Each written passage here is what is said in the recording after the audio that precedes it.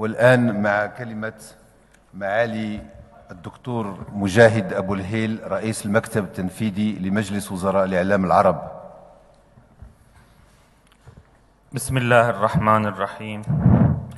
معالي وزير الشباب والثقافة والاتصال في المملكة المغربية السيد محمد المهدي بن سعيد وفريقه المثابر، أصحاب المعالي والسعادة السادة الوزراء، معالي السفير أحمد خطاب الأمين العام المساعد للجامعة، السيد رئيس لجنة الإعلام العربي معالي الدكتور نبيل جاسم وأعضاء اللجنة الموقرة، السيدات والسادة رؤساء الاتحادات، الزميلات والزملاء الإعلاميين، يا من نجتمع من كل الدول العربية من أجلهم، السلام عليكم ورحمة الله وبركاته.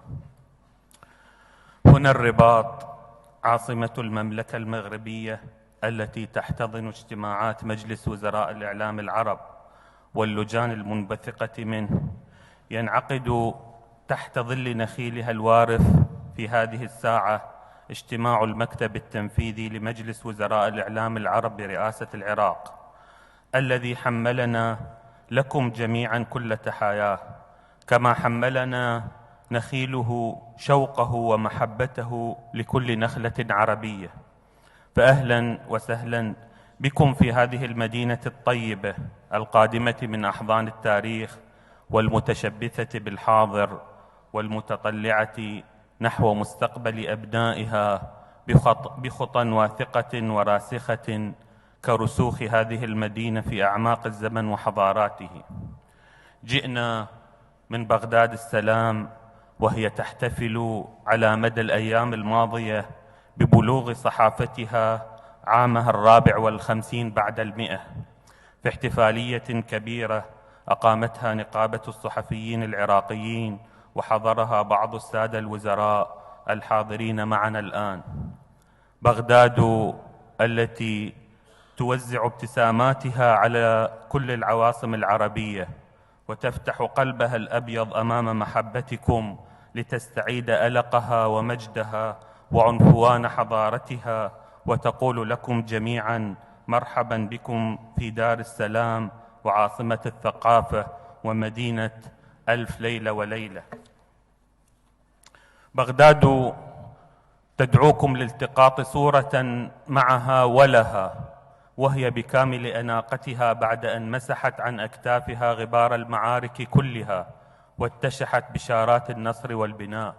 نتمنى من كل وزارات إعلامنا العربية ووسائل إعلامها أن تستعيد صورة بغداد على صفحاتها وشاشاتها بطريقة تليق بأبناء الرافدين دجلة والفرات، بدل أن نستخدم صورة قاتمة بعيدة عن الواقع.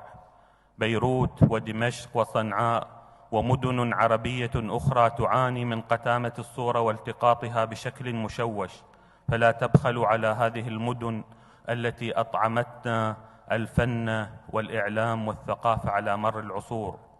قبل أكثر من شهر حضرنا أنا ومعالي الأمين العام المساعد لشؤون الإعلام السفير أحمد خطابي في احتفالية بيروت عاصمة الإعلام العربي، وشاركنا معالي الوزير زياد مكاري فرحته وهو يعلن من بيروت أن بيروت قادرة على أن تشعل أقلام إعلامييها شموعاً تلعن الظلام.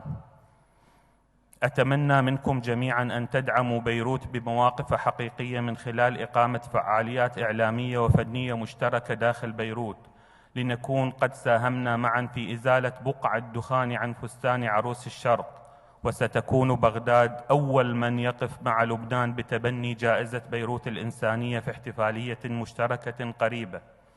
كما لا يفوتني أن أسجل فرحتي بعودة دمشق إلى أحضان الجامعة العربية ومشاركتها في هذه الاجتماعات بعد غياب قسري حرمنا طوال هذه السنوات من رائحة الياسمين الشامي.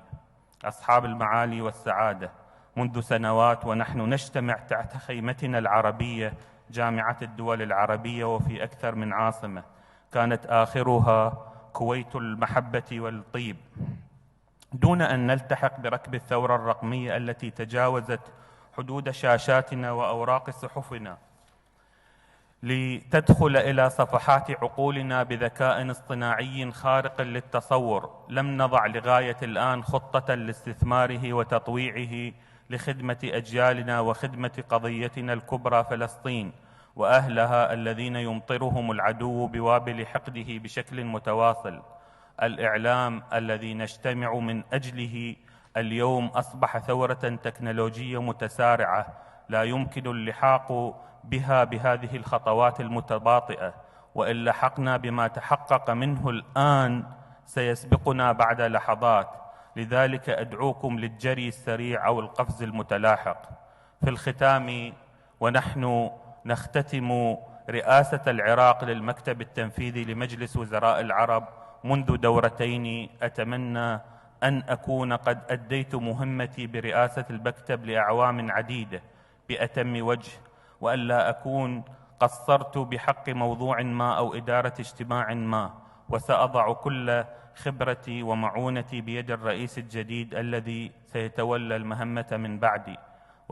ولا يفوتني أن أسجل بعض الملاحظات التي أتمنى أن يأخذها المجلس الجديد والمكتب التنفيذي، وهي الإسراع بتنفيذ التوصيات التي تنبثق عن هذه الاجتماعات وتطويعها للتنفيذ، الحضور والمشاركة في الدول التي تستضيف الاجتماعات وعدم مقاطعتها أو إرسال ممثلين لحضورها كما حصل معنا في بغداد، مغادرة منطقة الإعلام الكلاسيكي والالتحاق بركب التكنولوجيا واتخاذات قرارات تدعم التحول الرقمي، المساواة بين الدول عند الاستضافة، فلا توجد دولة لها أفضلية على أخرى، لأننا أعضاء في الجامعة العربية على درجة سواء. شكرا لكم ومحبتي كلها، وشكرا للمغرب التي احتضنتنا على مدى هذه الأيام وسلمتنا مفاتيح مدنها القديمة. شكرا جزيلا.